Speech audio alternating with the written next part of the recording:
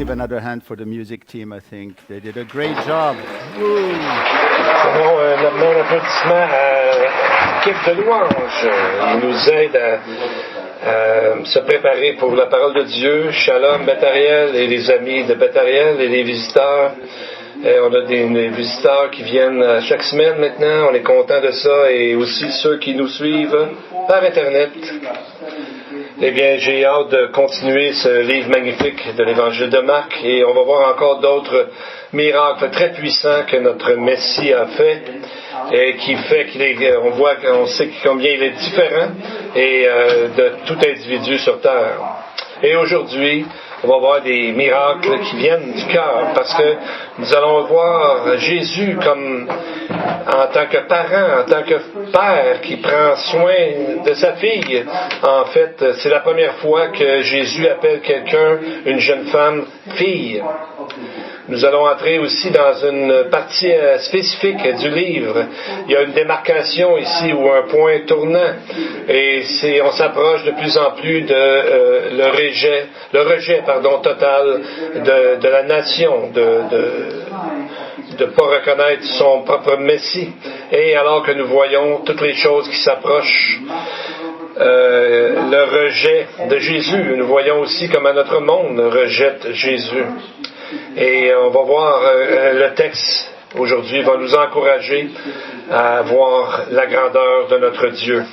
Bien, premièrement, essayons de voir les vents de changement qu'il y a en Israël présentement. Bien, vous avez vu aux nouvelles que Benjamin Netanyahou est revenu maintenant à la tête du pays, au pouvoir. C'est comme une résurrection presque politique parce qu'il était presque disparu de la carte, dans le fond, avec plusieurs procès contre lui. Et on voit que Israël, maintenant, avec ces élections-là, il y a des gens de la droite religieuse, de l'extrême droite religieuse, qui sont partis maintenant du gouvernement. Et on voit que tout ça nous emmène de plus en plus vers les prophéties de la fin des temps.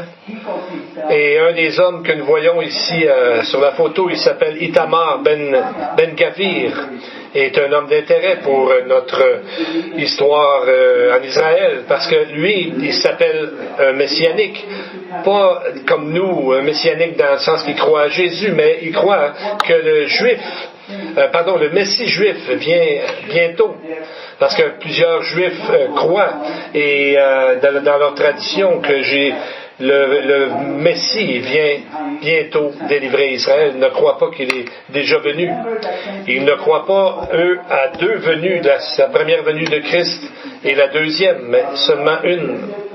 Et Ben Gavir a dit une des choses vraiment forte. Il a dit qu'il ne veut plus qu'il y ait deux zones en Israël. Il y a un endroit que les Juifs ne peuvent pas aller, ne peuvent pas prier. Depuis 1967, les Juifs ont droit de visiter, mais ils n'ont pas droit de prier. Et depuis des années, Ben Gavir et ses alliés veulent changer cette loi, cette politique en Israël. En 2020, en juillet 2020, il a amené des Juifs sur où est-ce que le mont, là-bas, le temple, et pour défier cette politique en Israël. Et on sait qu'il y a eu des escarmouches, il y a eu des gens qui ont été arrêtés. Et il veut que cette loi passe et qu'il veut enlever ça. Donc on peut s'attendre à beaucoup d'émeutes et tout ça là-bas en Israël quand ça va arriver, parce que nous savons, selon les prophéties, qu'un jour il va y avoir un troisième temple, et pour que ces choses-là puissent arriver, il y a beaucoup de textes qui parlent d'un temple qui va avoir lieu dans ce temps-là. Mais on voit ici sur l'image que dans l'Apocalypse chapitre 11, on dit à Jean de mesurer le temple, mais il est dit au verset 2 de ce chapitre 11, « Mais le parvis extérieur du temple, laisse-le en dehors et ne le mesure pas, car il a été donné aux nations. » Pourquoi est-ce qu'une partie du temple devrait être donnée aux nations? Peut-être que ça fait référence au temple qu'on appelle le temple du mont ici, là, du rocher, le dôme du rocher. Parce que c'est exactement là que le temple, on pense qu'il va être construit. Et quand on verra toutes ces choses arriver, bien levons les yeux parce que ça veut dire que bientôt, très bientôt, Jésus va venir.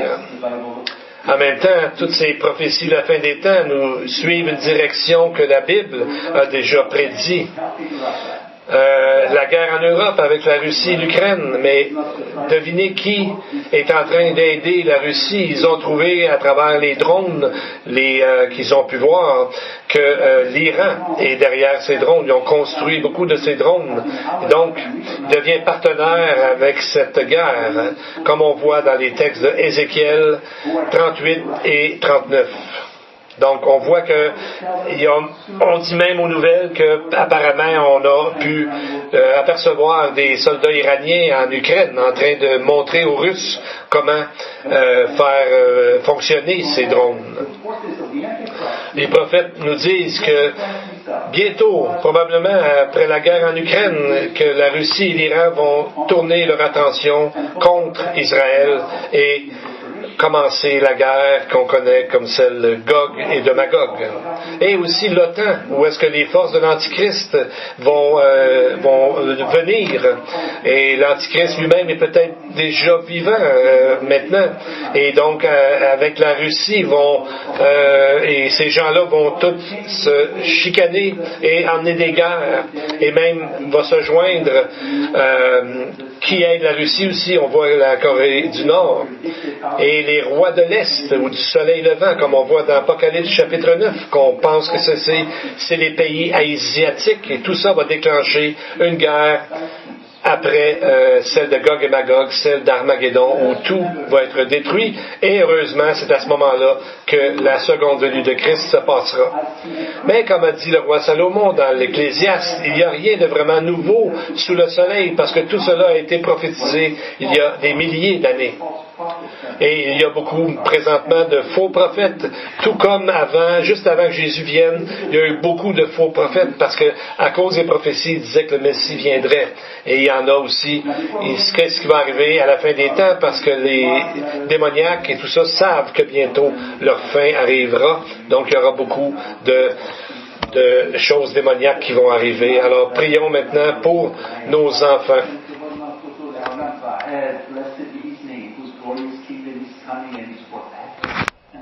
Our Heavenly Father, who has given us our precious children and committed them to our trust to raise them in your word, help us with your Spirit so we may be able to fulfill this most sacred duty. Teach us both to know and what to do and what to withhold. Make us considerate and watchful and dread that, both by word and example, we may be careful to always lead them in the ways of wisdom and truth. We pray that will increase in grace and in the knowledge that is of Yeshua, and that they learn to live a life that is pleasing to you. We pray in Yeshua's name. Amen. Let us let the word. Et avant d'ouvrir les Écritures, on va dire une ancienne prière, avant d'ouvrir la loi. Béni sois-tu, ô Éternel, notre Dieu, Roi de l'univers, qui nous a donné la parole de la vérité, qui a semé parmi nous la vie éternelle. Béni sois-tu, ô Éternel, qui nous a donné les Écritures. Amen. Alors, ouvrons nos Bibles au chapitre 5 de l'Évangile de Marc, et vous allez voir que les premiers versets nous donnent un aperçu du monde démoniaque, comme on a vu la semaine dernière, que personne ne pouvait l'empêcher d'agir, excepté Jésus, parce que cet homme avait beaucoup de démons, et il disait même qu'il était une légion. Après cette étude, on a vu la semaine dernière que avec tout ce qu'on a vu, je m'aperçois la grandeur de la parole et de l'évangile de Marc, tout ce qu'on a vu. Et qu'est-ce qui fait peur aux démons? C'est la présence de Jésus et de sa parole. Parce qu'ils ne peuvent pas tolérer la lumière et sa sainteté, alors ils ne peuvent pas faire autre chose que se montrer. Et on voit que de la même façon, lorsqu'on enseigne la parole de Dieu, ça nous donne une barrière, comme un peu dans notre image, ça nous donne une barrière. dans notre vie. Ça ne veut pas dire qu'on n'est pas tenté, mais les démons vont s'en aller lorsque nous sommes près de Dieu et en dessous de la protection de la parole et avec Dieu, parce que l'Esprit Saint, c'est comme une barrière pour ces démons. Donc, dans le fond, ce que ça nous dit, c'est que plus il va y avoir de mal qui grandit dans le monde, et même des démonstrations démoniaques, c'est de rester près de Dieu. C'est de cette façon-là qu'on va avoir une vie bénie, qu'on va pouvoir bénir d'autres et être heureux dans notre vie chrétienne. Et un des disciples, Jean, a appris cette leçon. Comment on peut dire ça? C'est parce que Jean a eu tellement de détails à propos du monde de l'enfer et des anges qui sont chutés dans l'Apocalypse. Et lorsqu'on lit les passages, on voit qu'ils ne tombent pas à terre. En tout cas, une fois, là, c'est quand ils voient Jésus, ils tombent par terre. Mais à part ça, on dirait que ça... Pas que ça le dérange pas trop, mais il ne devient pas de l'autre couleur ou il ne devient pas trop à l'envers. Pourquoi? Parce que il est près de Dieu. Il est en train de travailler pour Dieu, donc c'est le secret. Donc nous, de la même façon, on devrait apprendre de la façon de faire de Jean, et parce que on voit que c'est comme ça qu'on aura la paix. Notre foi grandira lorsqu'on sera près de Dieu et non pas en train de faire toutes sortes d'autres choses. Il faut se garder près de Dieu et près de la parole. C'est le secret qui a toujours été de tout temps. Et en plus, on voit que les démons ont peur d'aller dans l'abîme. Pourquoi ils ont si peur de cet endroit? Est-ce que c'est pas l'endroit réservé pour tous ceux qui rejettent Jésus, qui ne croient pas en son sacrifice? Bien, l'abîme est un endroit temporaire où est-ce qu'il y a des anges qui sont déjà là, mais un jour, ces anges-là déchus et tous les anges déchus et tous les gens qui vont rejeter Jésus vont finir à quel endroit? Dans l'Apocalypse, on voit dans l'étang de feu. Et là, ça sera pour l'éternité. On voit ça dans Apocalypse chapitre 20. Donc, c'est important aujourd'hui de dire aux gens alentour de nous que Jésus est mort pour nos péchés, pour offrir la vie éternelle à quiconque croit en son sacrifice et en ce qu'il a fait pour nous. C'est une offre que personne ne devrait refuser. Mais Dieu ne brisera pas notre liberté, donc il nous laisse le choix, car nous avons été créés à son image. Une des facettes de cela est que nous avons le choix dans la vie. Maintenant, on va regarder au verset 21, on voit que Jésus, le texte dit qu'il a été dans la barque, qu'il a regagné l'autre rive, donc il est retourné dans le territoire du côté juif, parce qu'on a vu la semaine dernière, il était de l'autre côté. Et c'est là qu'on va voir deux miracles à deux femmes différentes. Une qui était malade depuis 12 ans et une jeune fille qui, elle, avait 12 ans. Ça veut dire que quand la plus jeune est née, l'autre a commencé à souffrir pendant 12 ans. Et les deux, à la fin, vont être guéris. Donc, quelle est la relation entre ces deux femmes? Et même la plus jeune a été ressuscitée parce qu'elle était morte. Maintenant, quelle est la relation entre ces deux femmes? Bien, premièrement, on voit le chiffre 12 qui est toujours associé à Israël, 12 tribus, 12 disciples, etc. Peut-être le fait que Jésus l'appelle la femme, ici la plus vieille dans notre texte, sa fille. Donc, on voit qu'il l'appelle deux fois de cette façon. Donc, peut-être pour nous rappeler qu'Israël est aussi appelé la fille de Sion. Et on voit aussi que son père de la jeune fille, qu'on va voir plus tard, était un chef de la synagogue. Donc on voit que c'est Israël étant comme en background dans l'histoire et comme en arrière-plan. Donc quel est le message? Regardons les versets 22 et 23. Alors vint l'un des chefs de la synagogue nommé Jairus, qui, l'ayant aperçu, se jeta à ses pieds et lui adressa cette instante prière. « Ma petite fille est à l'extrémité. Viens, impose-lui les mains afin qu'elle soit sauvée et qu'elle vive. » Donc on voit qu'aussitôt que Jésus a mis les pieds dans cette partie du pays, Tout de suite, cet homme est allé le voir. On va revenir à cette histoire un peu plus tard, mais on voit qu'il y a une interruption à ce moment-là. Bien, premièrement, on va voir que Jésus a décidé d'aller avec Jairus pour aller voir sa fille. Il aurait pu faire comme on l'a vu un peu avant dans le centurion, vous savez, quand le centurion dit « Je suis pas digne que tu rentres dans ma maison », et Jésus le guérit à distance. Il aurait pu faire ça, mais non. Jésus a décidé de marcher et d'aller là-bas. Et pendant qu'il y allait, verset 25-26, « Or, il y avait une femme atteinte d'une perte de sang depuis 12 ans. Elle avait beaucoup souffert entre les mains de plusieurs médecins.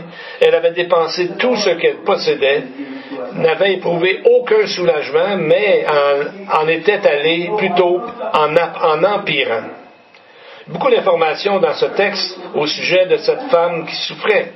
Premièrement, ça faisait tellement longtemps qu'elle était malade qu'aucun médecin pouvait la guérir. Deuxièmement, comme Sharon a dit au début dans le message, elle ne pouvait pas aller au temple puisqu'elle avait une perte de sang. On ne pouvait pas faire ça. Deuxièmement, dans sa recherche d'une solution, elle a fait faillite. Elle n'avait plus d'argent pour d'autres remèdes. Troisièmement, elle était rendue à une condition critique. Parce que dans le texte, on voit, le texte dit qu'elle était allée en empirant. Mais en grec, littéralement, ça serait le pire était arrivé. Donc, c'était comme, elle était en train de mourir bientôt. Mais à travers tout ça, cette femme a eu tellement de foi que même dans sa condition désespérée, elle a décidé d'aller à Jésus et d'une façon extraordinaire. L'Esprit nous dit comment elle pensait en elle-même. Versets 27-28. Elle avait entendu parler de Jésus, elle vient dans la foule par derrière, toucha son vêtement car elle disait « Si je peux seulement toucher ses vêtements, je serai guérie. » Donc elle savait que si elle pouvait juste y toucher, elle serait guérie. Mais comment savait-elle ça? Bien, c'est pour montrer que c'est tellement fort. Juste toucher à Jésus pouvait la guérir. Elle avait cette foi-là. Seulement l'Esprit de Dieu a pu lui montrer une telle chose. Donc on voit ici une femme qui approche Jésus, mais elle n'était pas supposée parce que la loi des lépreux qui avaient du sang, qui avaient des impuretés comme ça, Lévitique 15-25 dit que ce genre d'hémorragie la rendait impure. Elle n'avait pas le droit d'approcher un rabbin et Jésus. Donc pour elle, elle avait plus de foi que ça. Elle n'était pas bienvenue dans la foule. Et donc elle a persévéré et s'est arrangée pour, on ne sait pas comment, le texte ne nous dit pas, mais elle s'est arrangée pour être assez près de Jésus pour toucher à Jésus, à une pièce de son vêtement. Mais qu'est-ce qu'elle a touché exactement de son vêtement? Matthieu 9:20 et Luc 8:44 nous disent qu'elle a touché le bord de son vêtement, le bord ou les franges. Le mot hébreu, c'est le mot titit. Donc, c'est des franges qu'on portait en bas de notre vêtement, comme on voit sur l'image. Jésus portait ces choses-là. On voit à partir de l'âge de 12 ans, après sa bar mitzvah, jusqu'à sa mort sur la croix, en fait, il portait un tel vêtement. C'est ce qui était commandé dans Nombre, chapitre 15. Et c'est pour ça que on parle des franges. Ça a été une traduction des titites. Donc, qu'est-ce qu'il y a derrière cet élément des franges? Il y a un grand symbolisme. Premièrement, le mot titi vient d'un mot qui veut dire fleurir, comme le bâton, la verge d'Aaron qui fleurit dans les ténèbres du lieu très saint. Nombre 17, verset 8. Donc, ça représente le miracle de la vie. En plus, on voit que le souverain sacrificateur portait sur lui quelque chose au front et c'était écrit dessus « Sainteté à l'Éternel » qui représentait la sainteté de Dieu. Donc on voit ce vêtement, cette pièce de vêtement représentait l'idée de la sainteté de Dieu. Il y a aussi la couleur des franges. La couleur, c'était bleu. C'est le mot teklet qui nous rappelle la couleur du ciel, la place où Dieu demeure. Et c'est ce que la femme voulait toucher à ce moment-là. Elle voulait au moins toucher à quelque chose de Jésus. Bien, il y a un monsieur qui a écrit en l'année 150 avant notre ère, un monsieur Cypre, qui, au sujet du livre des Nombres, a écrit ceci. Les Écritures enseignent que quiconque garde le commandement au sujet des franges obtiendra le crédit comme s'il avait souhaité la bienvenue à la gloire de Dieu même, à la divinité même. Pour ce qui est de la couleur bleu pourpre, c'est une couleur semblable à la mer, et la mer est comme le ciel, et le ciel est comme le trône divin de gloire. Alors, c'est ce que ce monsieur a dit. Donc, ça nous rappelle la sainteté de Dieu, et les gens portaient ça, et donc elle s'est dit, si elle pouvait toucher au moins à eux, même juste une frange de son vêtement, elle serait guérie. Donc, on voit la grande foi de cette dame. Et on voit que ça a été important peut-être pour Pierre, qui plus tard, même si ça a pris un certain temps à comprendre et à obéir, dans Acte 10, verset 13, vous savez, il y a eu une vision pendant qu'il attendait à manger, et 3 fois, Dieu lui a dit dans la vision, tue et mange. Et il ne savait pas trop quoi faire avec ça, parce que lui avait été enseigné de ne pas manger des animaux impurs.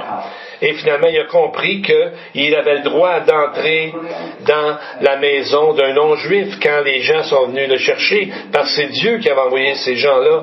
C'est l'histoire de Corneille dans le chapitre 10 des Actes des Apôtres. Donc, on voit que les franges ont joué un rôle important dans la vie d'Israël. Ce n'est pas quelque chose à passer par-dessus sans regarder. C'est important. La même chose, on peut voir que Jésus, des fois on a des images de Jésus qui ont vraiment pas de bon sens, mais les images qu'on pourrait voir de Jésus, c'est que, vous savez, qu'on voit des Juifs avec qu'on appelle nous autres des boudins, là, et donc, ils portaient ça, comme je vois en avant, là, voyez-vous, ils portaient ça, il y avait 4 coins, et ils portaient ça en tout temps. Et leurs cheveux, il y avait des boudins. Et on sait que Jésus portait cette chose-là que j'ai dans la main. Et en même temps, ils avaient les côtés des cheveux, qu'on appelle en anglais les payottes, en français les boudins. Comme on voit par exemple souvent chez les Juifs qu'on appelle hassidiques, portent ça. Donc on voit que Jésus portait ça. Mais on voit aussi dans Lévitique 19 qu'il devait garder la barbe. Il devait garder la barbe. Donc Jésus avait des boudins, il avait sur la tête ce qu'on a vu tantôt, et il portait la barbe. On en voit très peu de ces images-là. Qu'est-ce que Jésus devait porter? Maintenant, retournons à notre texte de Marc. Nous allons voir que la réaction de Jésus au sujet de la femme qui a touché son vêtement. C'est assez surprenant. Verset 30.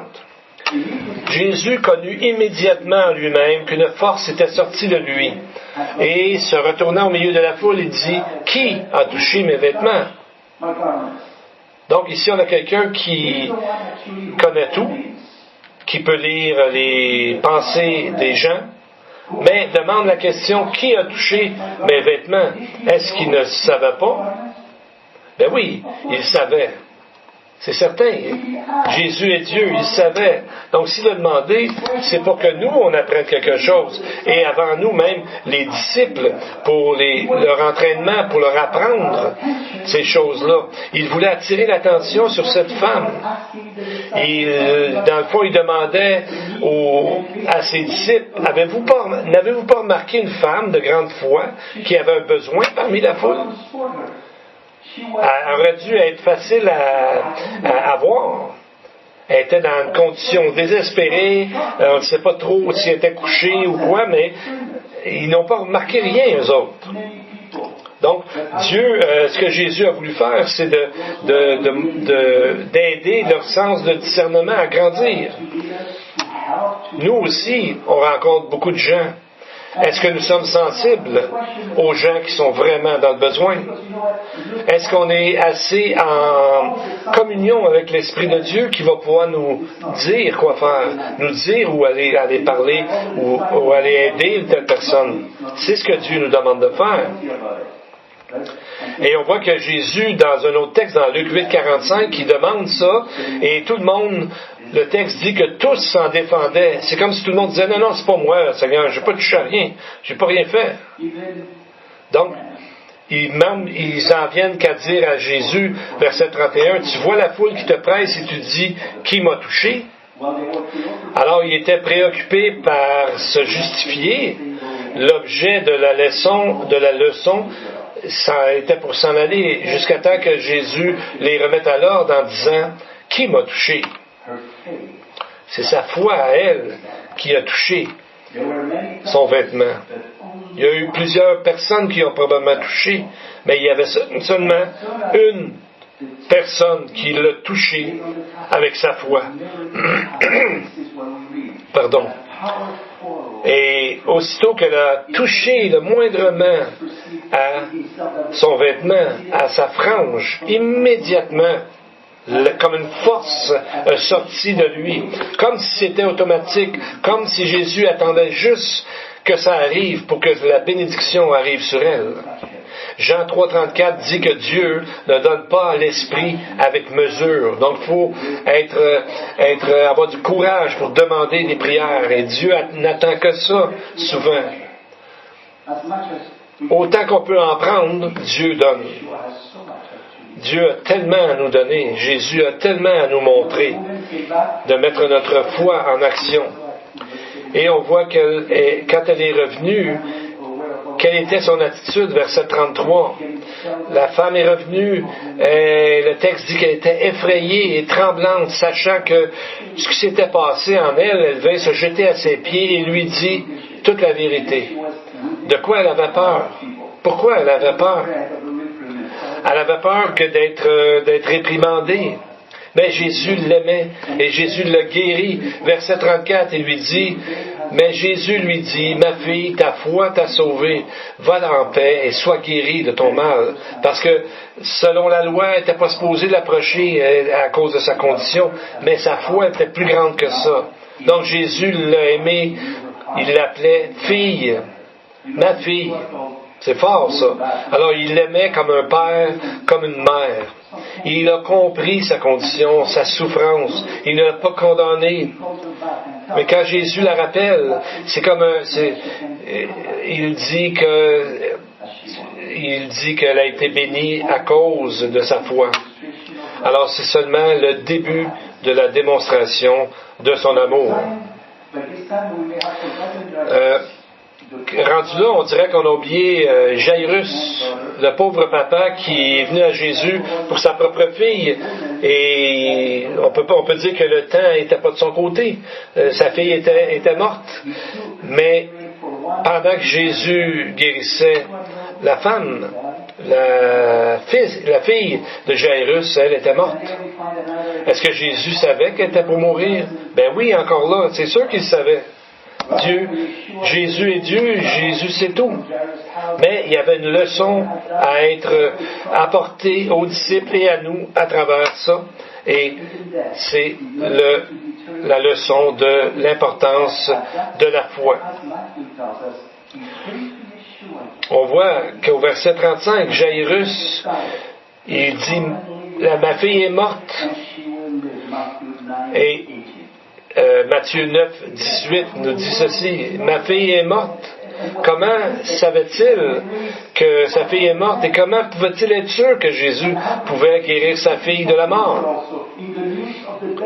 Donc, on voit que pour lui, il avait une plus grande foi que ce qui semblait arriver comme circonstance. Donc, on voit le lien entre la femme qu'on a vue et la guérison de cette femme et la résurrection de la jeune fille que nous allons voir maintenant. C'est le lien entre ces deux histoires, et c'est le lien dans toutes les histoires par rapport à la Bible, c'est que Dieu veut développer en nous, oui, le discernement, mais surtout la foi. Donc, on voit que ces gens-là, quand on approche Dieu par la foi, on a parfois des choses qui nous arrivent, qui arrivent à personne d'autre alentour de nous, parce que Dieu nous donne cette foi. Et lorsqu'on met en action cette foi que Dieu nous donne, bien il répond. Et on est comme surpris qu'il réponde, mais c'est lui qui a fait ces choses-là en nous. On a besoin seulement de croire qu'il est Dieu. Il peut nous guérir. Au moment qu'il veut, ça peut être long. La femme ici, ça a pris 12 ans. La jeune fille était morte. Mais quand on a la foi, Dieu peut agir et Dieu agit en son temps, en son moment. Il dit à Jairus, n'aie pas peur, fais juste croire. Ne crains pas, crois seulement. Verset 35. Crois seulement. C'est pas tellement demander. Pas que c'est facile, mais c'est pas grand-chose. Il y a un monsieur, un philosophe français, Blaise Pascal, dans les années 1600. Il a écrit, à travers sa vie, il y a eu plusieurs écrits de toutes sortes de choses, mais il ne croyait pas vraiment en Dieu. Mais il a écrit ceci. Croire, c'est quelque chose de sage. Je suis d'accord que la foi ne peut pas être prouvée, que tu peux te faire du mal si tu t'essaies à quelque chose de vrai et que ça s'avère faux. Mais si tu gagnes tout. Mais si tu perds, tu ne perds rien. C'est sage cette façon-là de voir parce qu'il y a beaucoup de bienfaits à croire en Dieu. Et si jamais on se trompe un peu, bien, c'est pas grave parce que Dieu voit notre foi quand même et il va faire quelque chose d'autre. C'est lui qui décide. Et on sait que plus tard, Blaise Pascal, sa sœur nous dit qu'il a accepté Jésus sur son lit de mort parce qu'il a compris, il a mis en pratique ce qu'il croyait et ce qu'il a écrit. Il a dit qu'il croyait de tout son cœur à la fin de sa vie. Et la foi est selon nos besoins. Selon ce que Dieu nous donne, Dieu nous connaît. La foi, elle est sur mesure pour chacun de nous. Tu ne peux pas te baser sur la foi d'une autre personne. Comme quelqu'un dit, pour donner une image, la foi, c'est comme une brosse à dents. Chaque personne en a une et devrait l'utiliser régulièrement, mais tu ne devrais jamais essayer de prendre la brosse à dents d'une autre personne. C'est une drôle d'image, mais en même temps, c'est exactement ce que Dieu veut. Il y a quelque chose de spécifique, de spécialement pour nous.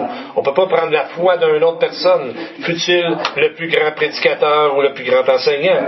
C'est Dieu veut nous parler à nous personnellement. Nous savons que Dieu est un Dieu personnel. C'est pour ça qu'on dit, nous les croyants, que nous avons accepté Jésus comme sauveur personnel. Bien, Matthieu nous parle, dans Marc, et Matthieu nous parle qu'il y avait des gens qui étaient là en train de pleurer. Il dit, ils jouaient de la flûte. Et on voit dans notre texte de Marc des gens qui pleuraient. On pourrait les appeler les spécialistes de la lamentation. Verset 39 dit, « Pourquoi faites-vous du bruit et pleurez-vous? L'enfant n'est pas morte, mais elle dort. » Donc on voit que ces gens-là, ils étaient là en train de pleurer. Et quand Jésus a dit ça, qu'est-ce qu'ils ont fait? Ils se sont mis à rire de lui. C'est là qu'on voit que c'est des professionnels de la lamentation, c'est que c'était leur job de pleurer, mais quand Jésus dit quelque chose qui fait pas ils comprennent pas, ils se mettent à rire de lui. C'est là qu'on voit que c'est pas des vrais pleureurs, c'est que dans le fond ils sont là pour faire une job. Il y avait ça dans ces temps-là. Et qu'est-ce que Jésus dit? Faites-les sortir. Bien sûr, il n'a pas demandé à faire sortir la famille, les membres de la famille, mais ces gens-là qui étaient en train de faire un spectacle. Et qu'est-ce qu'il a fait? Verset 41. Il l'a saisi par la main et lui dit, Talitha koumi, ce qui signifie, jeune fille, lève-toi, je te le dis. Verset 42 nous dit qu'ils étaient tous dans un grand étonnement. Donc ça, c'est une leçon que les disciples n'ont jamais oubliée et que nous, on ne devrait pas oublier non plus. Talita Kumi, c'est un mot en araméen qui veut dire, vient du mot Talita, qui veut dire petite fille. Et en réalité, ça veut dire mon petit agneau. C'est ce que elle est devenue, dans le fond, sa propre fille. Il l'appelle sa fille. Donc on voit qu'il avait compassion pour elle. Il dit aux parents, il dit qu'on donna à manger à la jeune fille. Donc on voit qu'il était devenu comme un parent. Il s'en faisait. Seulement une mère, pense à ça. Le pasteur dit, je me souviens, moi, quand je voyais ma femme, même quand j'étais grand, elle me disait, la première chose qu'elle me disait, t'as-tu mangé? T'as-tu faim? Donc c'est comme ça, les mamans, ils ont ça à cœur. Hein? On voit que ça a l'air étrange, mais Jésus est comme une mère. Il est divin, il est l'Esprit. Et lui-même s'est comparé à une mère quand il a dit, Matthieu 23, 37, « Jérusalem, Jérusalem, qui tue les prophètes et qui lapide ceux qui te sont envoyés. Combien de fois ai-je voulu rassembler tes enfants, comme une poule rassemble ses poussins sous ses ailes, et vous ne l'avez pas voulu. » Donc, il dit qu'il est comme une mère qui voudrait prendre ses enfants sous ses ailes. Et on va voir que quand il va revenir, c'est ce qu'il va faire. Mais on voit ces deux femmes ici, il les appelle sa fille, ses filles. Mais il dit au verset 39, l'enfant n'est pas morte, mais elle dort. Donc, quelle est la différence entre les deux? Est-ce qu'elle était vraiment morte? Ou elle dormait? Autant qu'on peut voir, c'est quand Jésus utilise le mot dormir au lieu de mort, ça implique qu'un jour elle va se réveiller. Ça veut dire qu'elle dort seulement pour un temps assez court. Un croyant, c'est comme ça que sa vie finira. Il va dormir, mais pas longtemps, parce que pour l'éternité, il sera réveillé. Il sera avec la présence de Dieu. Marc 12, 27 nous dit, Dieu n'est pas le Dieu des morts, mais celui des vivants. Jésus a répondu ceci en parlant d'Abraham, Isaac et de Jacob, aux Sadducéens qui ne croyaient pas à la résurrection. Alors, tous les croyants vont un jour tomber endormis, mais en réalité, ils vont se réveiller pour justement vivre dans le ciel. Ça me rappelle une histoire que j'ai déjà lue. C'est une femme qui a été diagnostiquée comme ayant une maladie mortelle et elle a appelé son pasteur pour planifier ses funérailles. Elle avait des idées et tout ça, puis elle a dit une chose, je veux être enterrée avec une fourchette. Elle dit c'est simple, parce que quand j'étais jeune, depuis que je suis jeune, que je vais à l'église et j'aide dans la cuisine et tout ça, et on me dit toujours, quand on a fini d'enlever la vaisselle, on me dit, quelqu'un disait, garde ta fourchette. Pourquoi? Parce qu'il y a quelque chose qui va arriver, il y a comme une surprise qui va arriver. Alors je sais qu'il va arriver quelque chose de plus tard, alors je veux qu'on m'enterre avec une fourchette. Parce que je sais que quelque chose de mieux s'en vient. C'est ce que la mort représente pour un croyant.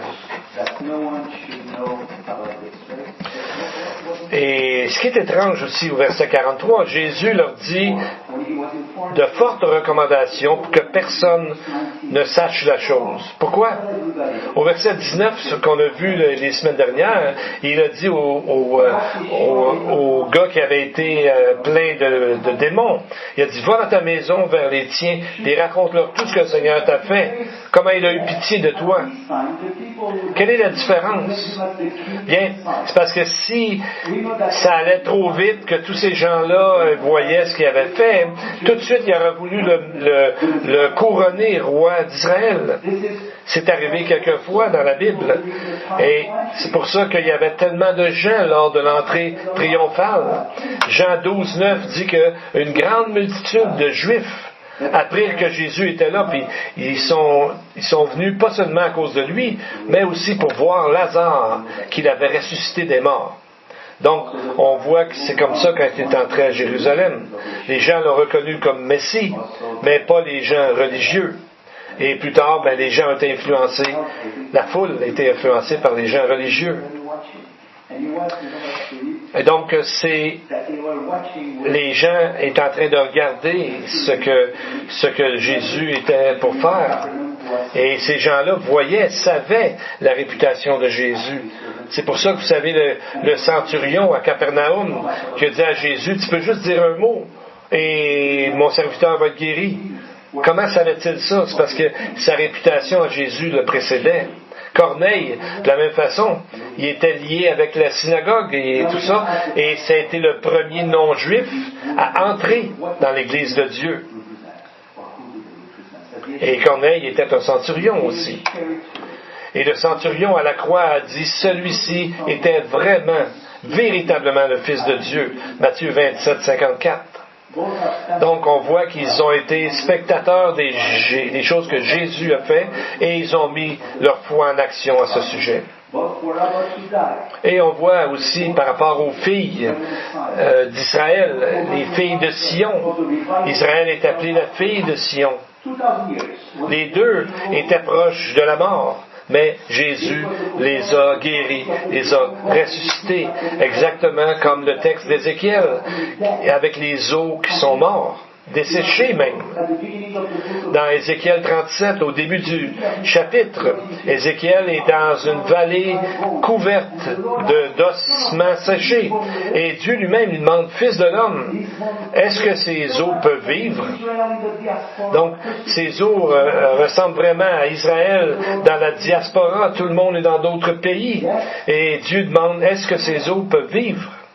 Oui, ces os vont vivre. Même aujourd'hui, en Israël, on voit qu'Israël est comme cette femme qui est proche de mourir et même de disparaître. Les universités, les médias et beaucoup de monde, et même des chrétiens, disent qu'Israël n'a plus d'affaires là. Et c'est pas ce que Dieu en pense. Les gens sont en train de dire que le monde serait beaucoup mieux s'il n'y avait pas Israël. Et ceux qui sont antisémites disent que ça serait bien mieux s'il n'y avait pas de Juifs. Mais on voit que c'est totalement contraire à la pensée de Dieu. Cette histoire, et on voit dans cette histoire, Israël est partout. Dans cette femme-là, dans la jeune fille. Et dans tant d'autres textes, les textes de Romains chapitre 9 à 11 nous dit que non seulement Israël va comme revenir à la vie, mais le monde entier également. Les gens peuvent penser qu'Israël est mort, mais c'est pas l'apôtre Paul disait ceci, Romains 11, 25. Car frère, je ne veux pas que vous ignoriez ce mystère, que vous ne regardiez pas comme sage. C'est qu'une partie d'Israël est tombée dans l'endurcissement jusqu'à ce que la totalité des païens soit entrée. Donc Israël a peut-être l'air presque près de disparaître, mais Jésus va la ressusciter. Et maintenant, nous avons des textes qui disent que Israël sera une nation de sacrificateurs. On voit dans Jairus maintenant, qui était un chef de la synagogue. En hébreu, c'est Yahir. Parce qu'il n'y a pas de J en hébreu, c'est Yahir. Ça veut dire il illumine. Ou Dieu lui-même réveille. Donc on voit que le nom qu'il portait, oui, ça l'a amené aussi. C'est une autre preuve que son nom était comme dans le fond pour dire qu'il avait la foi. Donc c'est intéressant le nom qu'il avait. On voit qu'il a mis sa foi en action. C'est ça la leçon du texte. On sait que Jésus aime ses brebis, ses agneaux. Il appelle cette femme sa fille. Parce que Jésus appelle des gens ses frères et sœurs. Dans le chapitre 3, il parle aux croyants et il dit, voici mon frère, ma sœur et ma mère, ceux qui font ma volonté, ceux qui le suivent. Il a dit dans Jean 15, je ne vous appelle plus serviteur parce que le serviteur ne sait pas ce que fait son maître, mais je vous ai appelé amis parce que je vous ai fait connaître tout ce que j'ai appris de mon Père. Donc, Dieu, Jésus, est un père, une mère, un frère, un ami et tant d'autres choses pour chacun de nous les croyants. somewhat we see. He appeared at the house of our Retournons au mot le titit ou les franges. On voit que Dieu, ce mot vient d'un mot dans le Cantique des Cantiques. Et voici le texte, chapitre 2, verset 8-9. C'est la voix de mon bien-aimé, le voici, il vient, sautant sur les montagnes, bondissant sur les collines. Mon bien-aimé est semblable à la gazelle ou au faon des biches. Le voici, il est derrière notre mur, il regarde par la fenêtre, il regarde par le treillis, et il revient très bientôt, très bientôt. Mettons notre foi en action pour le recevoir. Amen. Prions. Now, Heavenly Father, teach us to be like you. Mold us into your image. Teach us to love. You are the God who sanctifies, and so we ask that you increase our faith. So we ask that you work in us what is pleasing to you, just like you work in the prophets and in the disciples, and encourage our hearts in your ability to bring us to maturity, both as an individual and as a congregation, because today, Lord, we wish to be lost in you. Touch each and every one here. And do not let any of us lose our first love. Revive us, sanctify us. Allow us to let your Spirit to saturate every faculty, subdue every passion, and use every power of our nature for obedience to you. In Yeshua's name do we pray. And to the congregation, the Lord bless you and keep you. The Lord make his face shine upon you and be gracious to you. The Lord lift up his countenance upon you and give you peace. And so.